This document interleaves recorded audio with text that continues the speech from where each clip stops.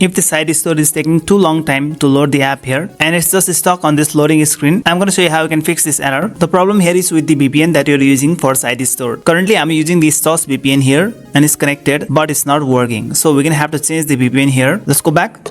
We're going to exit the Sidestore from the app switcher. Firstly exit and disconnect this Stos VPN. Disconnect. Now the best VPN for using Sidestore is WireGuard. You can go to App Store and get the WireGuard VPN. After you install the WireGuard VPN, there's one more thing that you need to do. You need the Sidestore configuration file for WireGuard. So go back, launch Safari and just Google search for Sidestore WireGuard config.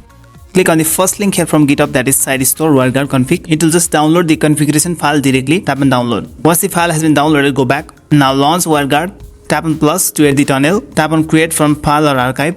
And the configuration file is here. Click allow and give your touch ID or passcode. And we have the Sidestore configuration file here. Enable this configuration file. Now the VPN is connected. So go back now. It's good to go. Now launch Sidestore. Go to My Apps tab and tap on plus button. Import any IPF file. Let's try this one. And just like that, the app is already added here and the error is fixed. So like this video and subscribe to this channel.